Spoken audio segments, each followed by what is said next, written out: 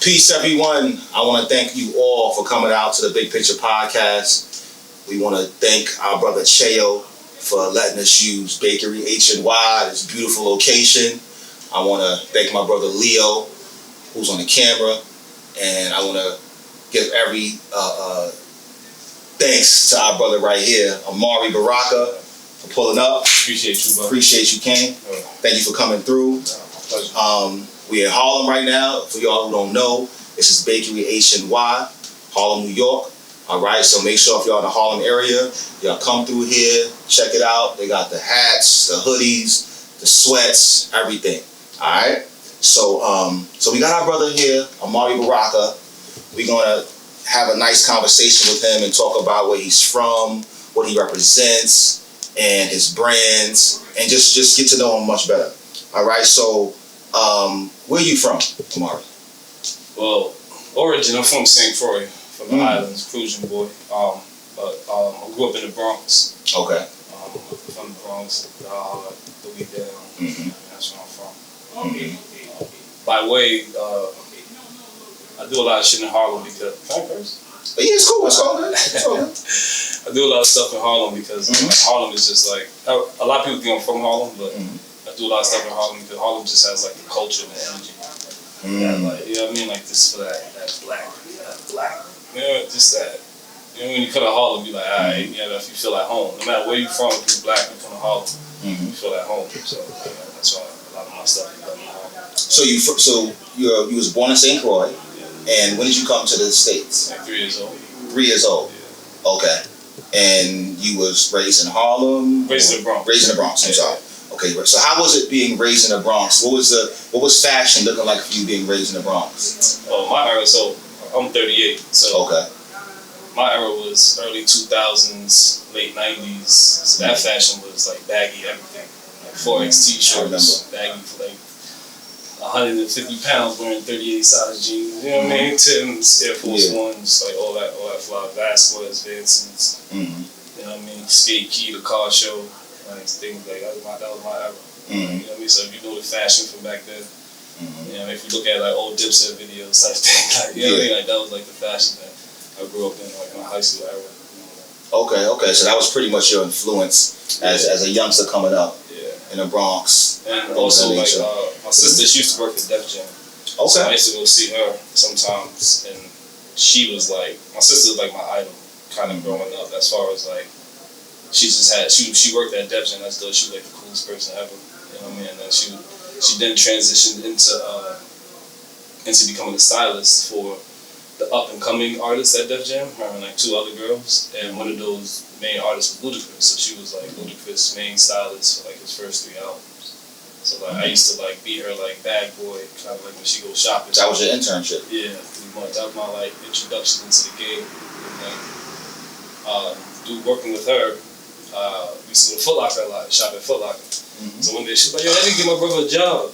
They were like, yeah, you want a job? I was like, yeah. Next day they hired me, so like that was like my introduction into like fashion, retail, sneakers, like you know what I mean. That just became like life for me. Okay, wow. So we spoke about the shoes you have on. Yeah. Can you just let the people know? Because I know they want to know what kind of shoes are those. Those are not Crocs. Those are far from Crocs. Let the people know what you're wearing. So a little mule swag right here. These are some Birkenstocks, some limited edition ones. Get them at Nordstrom. Little plug. Okay, and what's the top you're wearing? The top is by the project group. I mean, the group project. Excuse me, forgive me for messing it up. The group project. I'm actually having them at a pop-up that I'm doing at my store at Nordstrom on the 27th of August. Okay. So they make gender-neutral clothing. This is like super fire to me. I was waiting for something dope to wear. That joint is fly. I must say it's fly. Okay, so what was your first job in the fashion industry? Foot Locker. Foot Locker. Foot Locker was my first job. I worked Foot Locker. Like if you know me from like back then, you know me from Foot Locker. Like, yeah, I mean, like I worked at the 34th Street one. Worked there for like 2-3 years. Moved into the Bronx. I got my own store, things of that nature. Like that's what started like my sneaker fetish. Like I used to have 2 racks in my room with shoes. Like my dad, like you know your parents don't come to your room often. And when they do come, one day my dad was like, he was talking, he was knocking on my door to talk to me. He was just like, look, I'm like, why? What the fuck you looking at? just like, yo, like, you can't wear all these shits at once. Like, what are you doing? You know what I mean? I'm just like, you don't get it. Like, you know what I mean? Like, every Air Force One I had to have, like, that's my favorite sneaker of all time. Air Force One. Wow. So how do you feel about the sneaker game now? The reselling, that whole. I don't knock it because it's growth in what we started. Like, you know, because I would consider myself part of like the sneaker culture as far as like what it is now. Because working at Foot Locker and being like into like just everything at a young age and until now. Like the sneak, I like what the kids are doing because to me it's keeping them. To me it's like the sneaker game now is like the drug game. Like kids are like moving like how it was with drugs back in the day, but with sneakers. They move, they flip. You know what I mean? So I love that aspect of it. Now with the whole like bots and you know what I mean, like one kid getting 50 pairs and he, you know what I mean, like all that is corny to me, but I get it. You know what I mean? I get it. I don't knock it. So for me, I'm older, so with that culture, I let the kids have it, and you know what I mean, I step it up to something like this with my foot. I still love like, you know what I mean, the sneakers. I still love Jordans, Air Force, all that, but you know what I mean, sometimes you gotta let the kids have it. You know, step back. That's good. I'm glad that you're very optimistic about the younger generation. Nah, the kids like I didn't understand when I was younger when you hear the song, you hear people say the children are the future. Now I'm seeing everything's catered to them. It doesn't matter. We already stuck in our way. We already have what we like. They market it to us. They market it to them, and everything you do has to be marketed to the kids. And they're the ones who are gonna make it hot. They're the ones who are gonna put it in the forefront. So like the kids to me is like everything. Even like I see with like the TikTok stuff. Like with me, I hate social media. I hate having them post on Instagram. I hate like having to get into that stuff. But I see how necessary it is, and like these kids is just like they got it. You know what I mean? There's so many ways now for like these kids to make money as well. You know what I mean? Especially like you see it in sports, like the college kids now. Like but these younger kids, you have so many avenues to like make money. But us, well, in my era, it was like you gotta go to school, you gotta, you know what I mean, even play ball, you gotta, you know what I mean, do one or two things. But now, like these, man, you could have all your own. I see a little girl with a little bag line. She had her own bag line. Like that's crazy to me. You know what I mean? I could never fathom that as like, you know what I mean, a kid having their own line. And, like it's all over. So many brands, especially like right here in Harlem. Just in New York and Harlem alone, like there's so many brands that are out there that need like they have the fire product, but they just need a platform. So like that's what I do at Nordstrom, that's my pop-ups. I give the brand that just don't have, let's give them like an elevated platform to show their product. Because their product is there next to the things that we are selling in the store. Yeah, I wanted to get into that. Can you just explain to us your position there? So I'm a fashion stylist at Nordstrom, but I saw a need for just black at the store. You know what I mean? So because they do all the other like Pride events, they do other events great, but I just see like the black events was lacking a little bit, and the reason for that is the representation. I don't feel like there's enough representation of us to do these events at within our space. So I just took it upon myself to, you know what I mean, take that and say, hey, like I have all these connections in New York, and I'm just sitting on them. You know what I'm saying? Like I know all these brands. I used to have to pull them out myself. Okay. So I respect like what you have to do to have a clothing line, to even start a clothing line. So I have much respect for anybody who has a brand or even trying or is really doing it. So with my platform at Nordstrom, they pretty much they fuck with me hard at Nordstrom. So how long have you been there? I opened the store. So I left Barney's to open that store in 2018. So I've been there since the store opened. So I have a nice relationship with a lot of like the corporate people. Awesome. So I was able to like go to them like, hey, can I put this event on? The first event was for Black History Month, and it really was just, yo, let me put my friends on real quick, put them in the store, give my opportunity to do something dope. You know what I mean? Have a little pop up at the store, and I seen it like it turned into at the second one. I was just like, this is crazy. Everybody's like, yo, what you doing is crazy. I'm like, I'm not doing nothing. You know what I mean? Like I still feel like I haven't really done anything because there's so much more I have, like, you know what I mean, thought to do. Like to me that was just sending a text. Like, yo, second nature. Yeah, you know what I mean? Like, yo, I'm talking about like, yo, what's up? That's pull up. Alright, bet. We here. And that was it. Like we didn't need much promotion. We don't need like all my events cost me nothing. Like, you know what I mean, to grow. You know what I mean? So what it does for the store is it gives the store exposure to us, to the people to the outer boroughs, you know, that's not in the city. And it also gives the Nordstrom customer a new look. That's true. To see new product, to see, you know what I mean, what else is out there in New York. Because I feel like Nordstrom does like a good job of bringing Nordstrom to New York, but not really bringing New York to giving New York what they looking for. And I feel like I have that bridge to do that for them. Yeah, and we're the consumer. Yeah. At the end of the day. I'm out in the streets, I'm out at the events, I'm out at day parties, clubs, stuff like that, and I see what the fashion is, and New York is trending more towards like high and low. Like nobody's dressing designer down. Nobody's doing that anymore. So I feel like everybody loves a dope t-shirt. Year round, a t-shirt is necessary. So a good graphic tee, you never go wrong. A good pair of pants, especially for like men. I don't feel like there's a good selection of like pants, like dope pants, and everything is very generic. So I want to put on the people that are doing dope stuff in the fashion game and just need a little push. And with my events, I've had several brands that Nordstrom have picked up. Like, hey, we want you to be part of the store. And in some capacity, even online and just New York store, but in some capacity, there's like several brands that I picked up. So like that's the goal too now, like to place brands in the store to show Nordstrom, hey, there's other brands besides the ones you have. Take a look at these, and they're doing like it's becoming like undeniable at this point. That's good, man. That's good. I want to kind of double back on the when we were talking about the kids being optimistic. I have a clothing line called 127. You know, this is the trucker hat. This is the tie-dye T-shirt we have, and if you want to purchase that, it's on 127place.com. Some of the merchandise that I created, I have two daughters, 17 and 14. My oldest daughter, she helped me design a lot of the stuff that we have, a lot of the merch that we have. And I just feel that it's important to incorporate the youth into the brands that's coming out, you know, because they have that niche. A lot of them have that niche, but they don't have the direction. So what advice would you give to a high school kid, boy, girl, or a college student?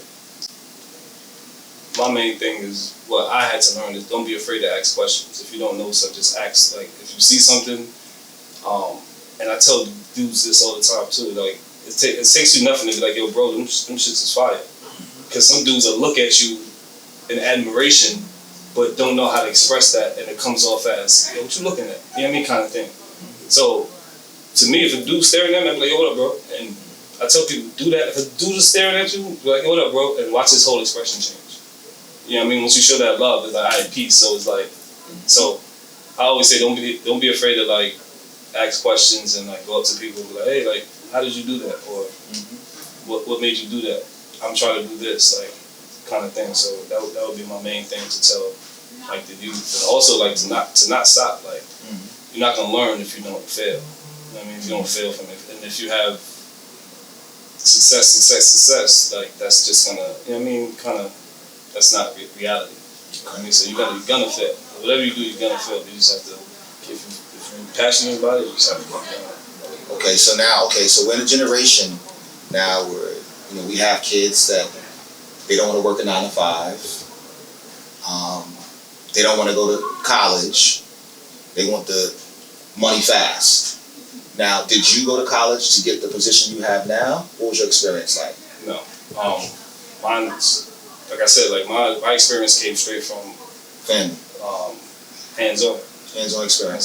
Okay. You know what I mean, like I said, my sister was the, you know what I mean, she was the stylist. And I walked around with her a lot.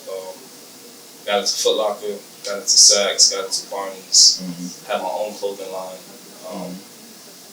Nordstrom. You know what I mean? So I've been in every aspect of retail. So I know the consumer side, and I know the other side, the seller side. You know what I mean? So I couldn't pretty much like, you know what I mean, dictate the forecast of like what's gonna be what for what. So that's how I kind of curate my events. So for the kid or for the person, the young adult who might not have that connection, would you say, go to college, major in fashion? Would you say like everything helps? Every little bit helps. Everything helps. So everybody's gonna have a different journey. It's just like you gotta figure out what your journey is, and whatever it is, just go at it. So and like because to me, school wasn't like fashion wasn't on my radar. I used to play ball, basketball. Okay. So like I thought I was, gonna hoop. Yeah, me too. You know what I mean? So like after that dream died, I was like, what you gonna do? You know what I mean? Like what you gonna do? So like that just like fell in my lap, and it was natural. My mom was into fashion, my dad was into fashion, so it was just like kind of a natural thing. And they was into fashion that I never knew.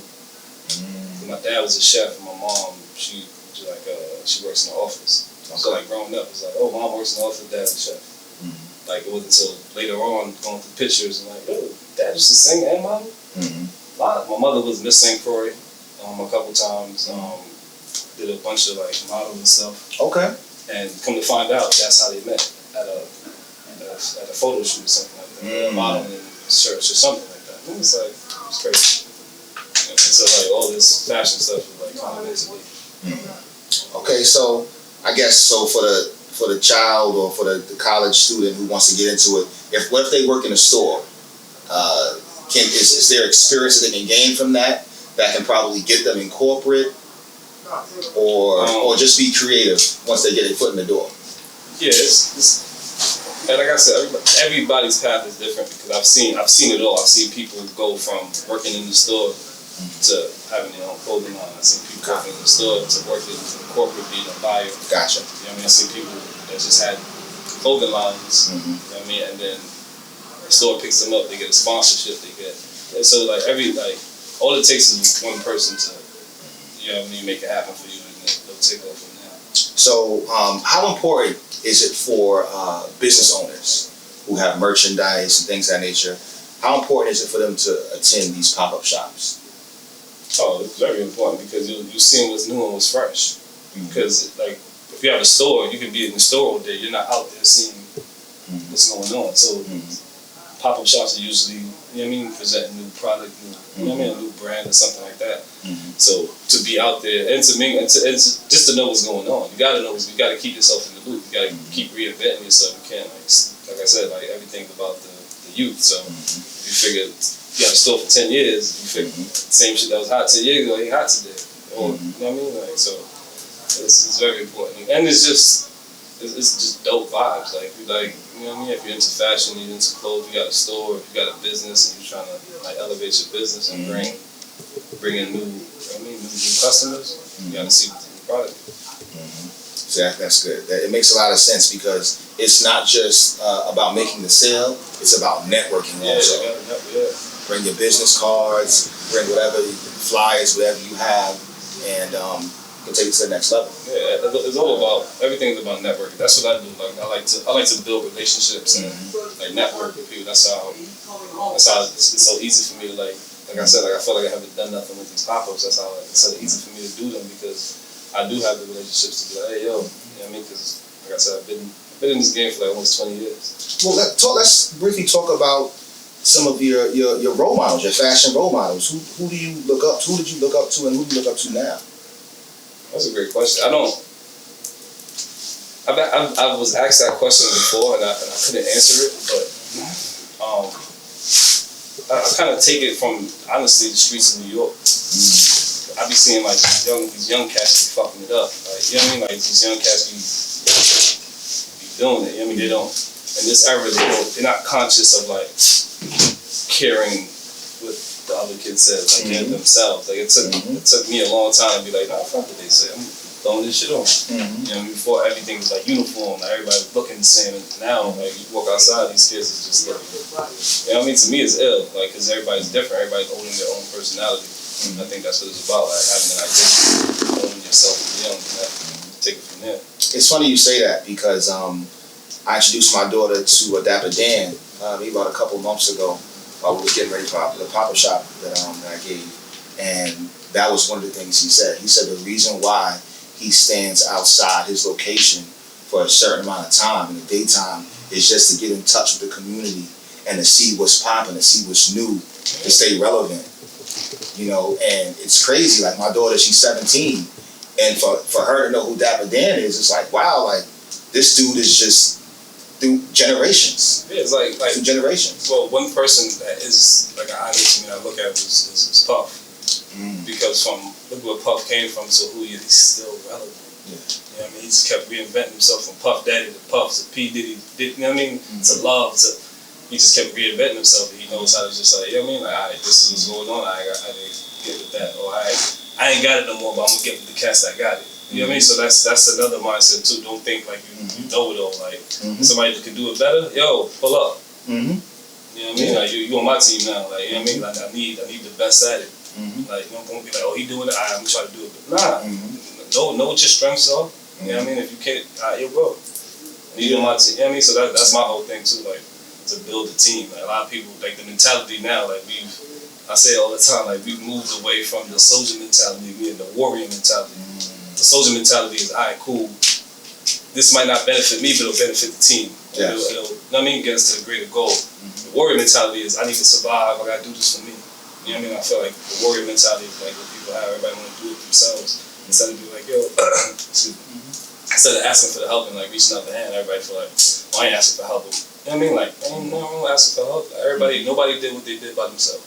Yeah. You know what I mean? So like that's what I feel like everybody gotta understand. Nobody who's successful did it by themselves. So there's nothing to ask for help. Yeah. That's one thing I respect about Cheo. You know, every time, you know, I drive through or come by here, you know, he's talking to the people, he's outside, he's inside, like he's not one of those executives or business owners who you can never find.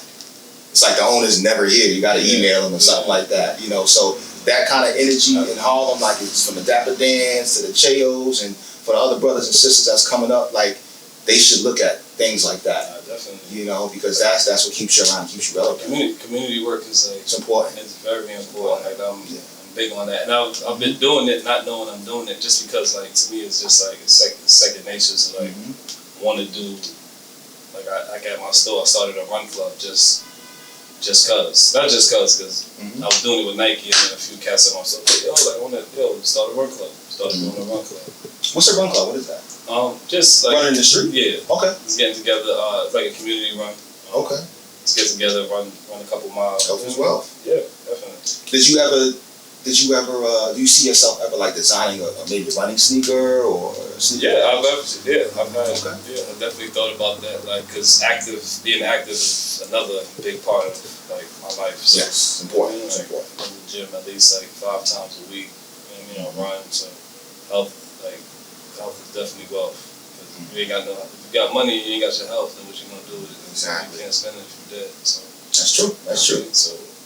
That's good. So being that you are the brand, you're the brand, where do you see yourself in 3 to 5 years? Excuse me.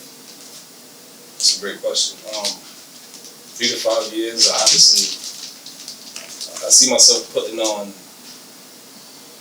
kind of like Afro punk type events where it's just like kind of like a big festival kind of thing. Okay. I want to do events where we have clothing, because my whole passion for it is music, sports, fashion, in that order. Music, sports, fashion, in that order. Get that from Cameron? Nah, from Rock Nation. Nah, from Rock Nation. Designer Plains hat.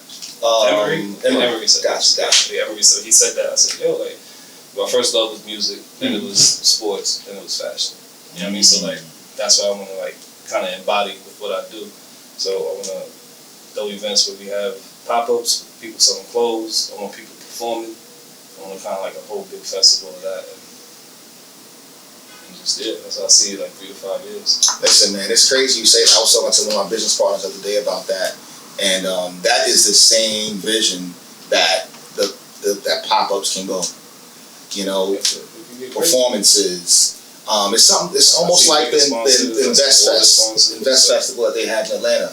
You know, at pop-up shops, you just don't have to have clothes. You can have all different types of vendors there. Yeah, candles, like scent, like fragrances. Yeah, I had a young lady at mine's, and waters. We have a guy that do waters. You know what I mean? Cheo got the restaurant next door. You know what I mean? We do food. We do so many different things. So many avenues. People that do art. You know what I mean? Like you do a whole bunch of stuff at pop-ups. Like as long as it's creative, it curates well. Because you can have a bunch of brands that don't go together, and it's like, all right, cool. You know what I mean? As long as you know what I mean, like you have to. And it's also too about building energy around your events, like making people want to come to the event. So like me, I'm all about impact. So you can have an event for 3 days. Like, hey, I'm going to be here for 3 days. All right, you're going to be there Friday, Saturday. All right, cool. I miss you Friday. All right, I'm going to go Saturday. Damn, I miss you Saturday. I'm going to go Sunday. Sunday comes down. I got to do this. You know what I mean? So but if I say, hey, it's 1 day, oh shit, it's only 1 day. I got to get there. It's only one time. You know what I mean? So I'm going to miss it. So that's why I don't. They ask me, hey, you don't want to do it more than one? Nah, I just want 1 day. I just want to do my events for 1 day and just get that love. How far apart do you do them? You do maybe one in 1 month and. Well, I don't. Like I said, I'm a stylist there. I don't have a position to do what I do, so everything I do, I have to ask permission. So they could be like, hey, no, or they can be like, hey, yes. You know what I mean? So that's another like fight that I have kind of thing. But they're little politics. Yeah, good. but it comes with the game. It's what is expected. You know, I don't. Like I said, I don't have a position, so it's like and the brands that I work with, I let they're allowed to keep 100% of their profits, so they don't split anything with Nordstrom. So at the same time, Nordstrom doesn't see any money from these events; they just get the exposure. You know what I mean? So that's like the main thing that I love about the events. So what stylists have you styled for like any hip hop artists, basketball players? So I have, but now what I do is I work more with the client's stylist. So they'll come shop with me at the store. Okay. So like I have like to relish. My brother, he's for Fat Joe and. Yes, I work with a lot. Well, one of my main clients is Dex Rob. He does a lot of like NFL clients. Okay. So he comes shop with me. I have another client that works with be a young boy. She shops with me. So I want to get out of retail and out of sales and stuff like that. So the big picture. My whole idea of doing these events too was I didn't see anybody that looked like me in our corporate office. So my whole idea was they don't have a seat for me at the table. I'm gonna make them with these events, so I make the events like undeniable to where they like, I have to be a part of it. Kind of thing. So that's my whole idea. Also too to create a seat at the corporate table for myself to do what I do on a corporate level. That's part of being a brand. Yeah. And showing your worth. Yeah. So that's the whole big picture for me also. And to me so in my store I always tell the cats it's like y'all give people titles and think they have authority, like and they give them the titles and then that comes with they feel like it's authority and leadership. I feel like leadership is done through influence. Like I have like the biggest influence, one of the biggest influences on the campus. So there's 2 stores in New York for that. I feel like I have one of the biggest influences on the campus, and I can get somebody to do something the manager can't because I have the influence and people respect what I do. And people are like, all right, I fuck with this dude. Like, you know what I mean? So, and also too, like, I stop saying it, but also too, I talk to the cleaning lady just how I talk to the VP. And a lot of people are like, I ain't talking. Nah, I touch bases all around the store. There's some managers that walk by employees and don't speak. Like, how's that leadership? I don't care what you be walking with your head down. You know what I mean? Because if I'm an employee and you walk past me, I feel some type of way.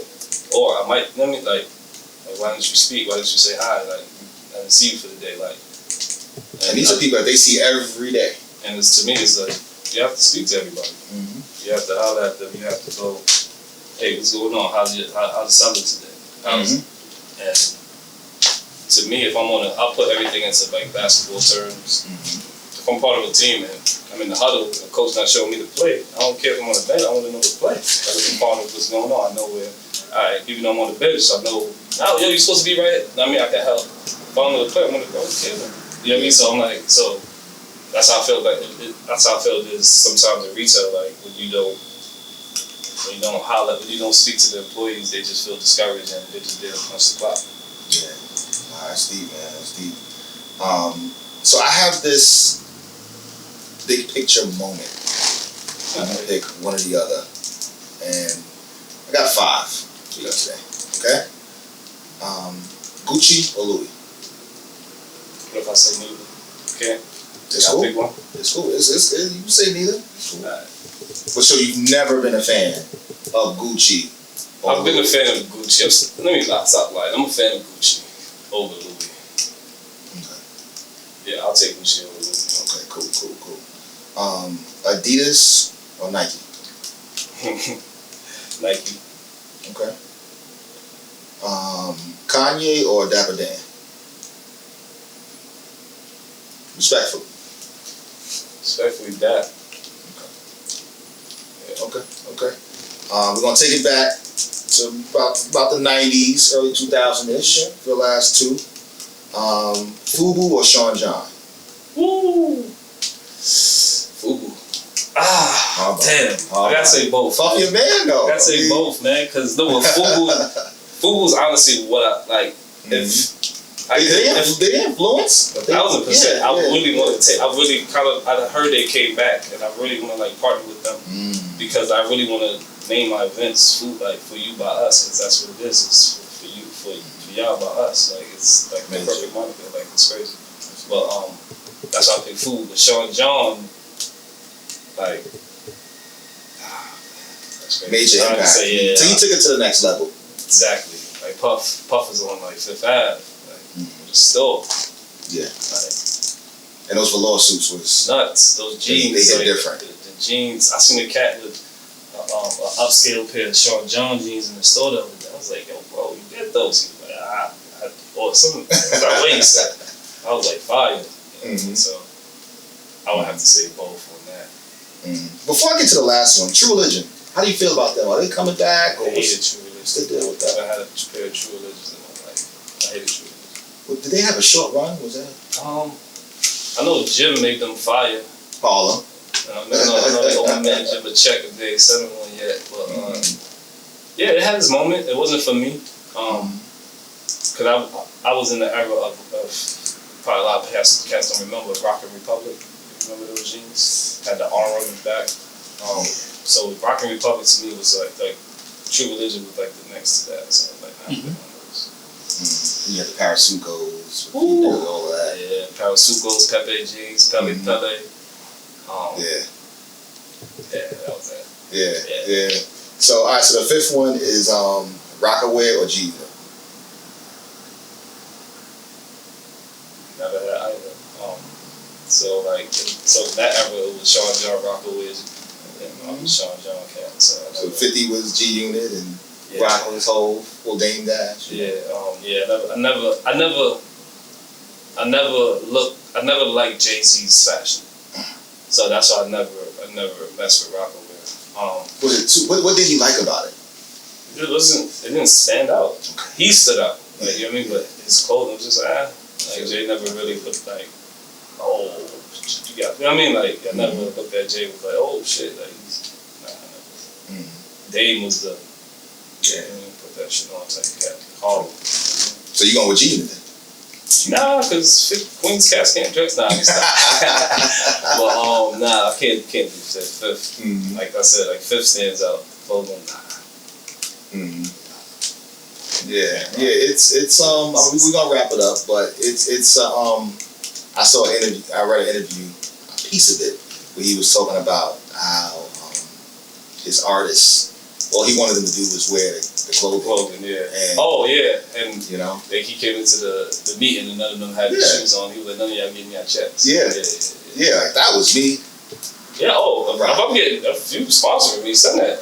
I'll rock them. You pay me to wear it, and that's something different. You know what I mean? But if it's honestly at this point too, if I don't like it, you can't pay me to wear it. Like back then I could see it, but now like as far as like what I have going on, If I don't like it, I'm not wearing it. Like a lot of people give me clothes too, and I'll just give it to somebody. If I don't like, I can't. Like, you know what I mean? Like, I just can't wear it to wear it. Okay, so all right, so you stylist, designer, right? Yeah. So I know coming up, talking to Dapper Dan and a couple other people, the drug game had a really big influence on fashion. They was going to certain designers and getting things done over. He was born in St. Croix, came to the Bronx. You got the rich boy. Which one of those did you admire?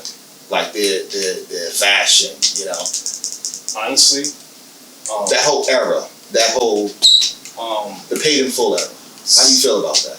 I wasn't really privy to that until what's the magazine, the Feds and all that came out. Like I was a school kid. I went to school, wanted to play ball. My brother was like more into that life, and I wasn't with that, so I kind of wanted to stay as far away from what my brother was doing, kind of thing. So he was kind of like yin and yang. He was like, listen to Wu-Tang, I listen to Mace, you know what I mean, kind of thing. So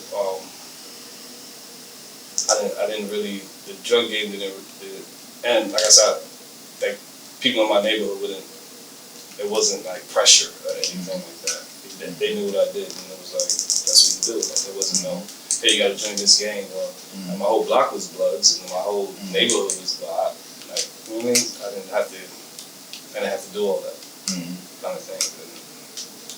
And it's still like that to the day. I can pretty much go to like any hood and be okay, because I didn't involve myself in hood politics and beefs and things of that nature. Like back in the day, if my crew did get in a fight, they would call me I would know, because I would know everybody. So I was like, no, that's what. They're like, you're always the peacemaker. You're always the peacemaker. And they used to try to make me feel bad. But now that I'm older, I'm glad that I was the peacemaker. And I was like, hey, let's not get into that. Or like, sometimes we did, but I knew sometimes like I try to mediate and not let it get to that point. But it's what it is. Shit growing up. Do you think, like in stores like Nordstrom's and other stores, being that the Rich Porters and the Alpos had an influence on the fashion industry, respectfully, do you ever think that there would be like portraits of them in these stores or any type of respect or nothing honoring them? No. Nah. Okay. It would have to come from someone like the Cheo or something. It would have to come from people who understand. And these big companies, they don't understand it. And with these companies, with any company, it should be, what's the bottom line? What's our bottom? Does it make us money? Is it beneficial? It'll be cool, but it's gonna make us money. Like the one, I think Che will probably seen it, the picture of Rich Porter holding the, what is he holding? Like a pineapple or something like that? Yes. You know? If you put a store, trademark. If you put a store like where my store is in Nordstrom, 80% of the customers that walk in there isn't gonna know who that is. So it doesn't benefit them to do something like that. Okay.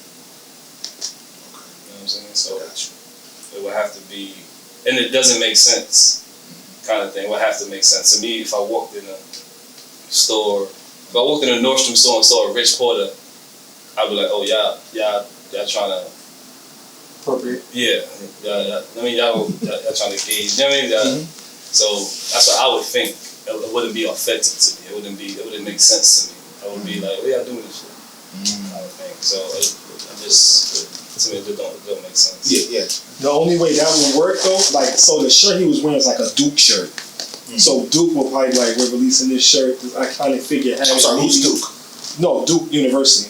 Oh. So that shirt is like a Duke basketball tee. Okay. And that iconic photo. So it would have to be something based around that to bring it to make sense to capitalism. Yeah, it would have to be like that. So they can start with that. Yeah. Or like the top pineapple company in the world, like, hey, look, this guy. Yeah. But it wouldn't just be from the black man himself. Yeah. It would have to make sense. They gotta have to make money. Yeah. People are working for money, not for free. Yeah, and like all that stuff costs. So, Yeah. And what I'm learning now is, well, not learning, I knew it, but now I'm really into it. It's, all right, the marketing team have this much amount of money to spend this quarter. Mm-hmm. So y'all shit better hit. You know what I mean? So, and if you don't have a person like me or Che or you in there, I'm like, nah, this is gonna hit. Pushing it is not gonna make it to production. You have to have somebody that really believes in it. Like, yo, no, I don't care what y'all talking about. Trust me on this. Like, it's really not gonna be that. Rest in peace to the good brother EJ. You know, they even made did the same thing, Rich Porter, and then they made T-shirts for him. You know, so I guess like you said, like both of y'all are saying, Different day too. Because that's what they did. They popped champagne. So that was. Oh, he had champagne. That was champagne. Yeah, that wasn't. That was rich champagne. Yeah. So I'm gonna do that when I open up the cannabis. I'm gonna have I already got the plant like ready to. It's just culture. It's just culture. Paying homage to everybody before you. You know, that's all it is. Strategic. You have to be outside. Literally be outside. Yeah, that's how you know. You gotta be outside. You have to, and that's the era I come from. You had to be outside to be somebody. You just couldn't go on Instagram and create a whole person. You know, like you have to be outside to do shit to get a name, and people know you. That's alright. So, gotta be outside. That's what's, like you said earlier. That's what's important about going to pop-ups, going to events, even going to the club once in a while just to see what's the fire music. Can't forget about the clubs. You gotta touch the club once in a while, even if you're there just for an hour. Drink, just open it out. I ain't gotta get on the dance floor. Yeah, I mean, just see what's going on. Yeah. Cause I used to fuck up the club. Now I hate the club. I'd rather do some daytime shit or like I hate the club, but like it's necessary for the industry. The industry we in, it's necessary, and people just be like, how can you conduct business in the club? Like, it's just sometimes you can. Like, it's just what it is. Like, we gotta go out. That's what's up. You gotta have a drink. Even if you don't want to drink, sometimes you gotta have that drink. So, create a budget. Yeah. Create a budget. But listen, man, I want to thank you for coming on. Let the people know where they can find you. Oh, you can find me at on Instagram at Amaari AARII _ Baraka BARAKA _. Almost got my name right there. It's all good. You can also find me at Nordstrom, like the mayor did. Come see me. I'm at 57th, 235 West 57th Street at Nordstrom. You come, you trying to get a fit, come holler at me. Yeah. And like we said before, we got the bakery at Bakery HNY. Alright, so I want to thank our brother again for coming through. Thanks for having me, bro. Thank our brother Cheo for letting us come by his location. And you can be able to find this interview on YouTube, Apple, and Spotify. Big Picture Podcast. Alright, y'all stay up and stay blessed. Peace.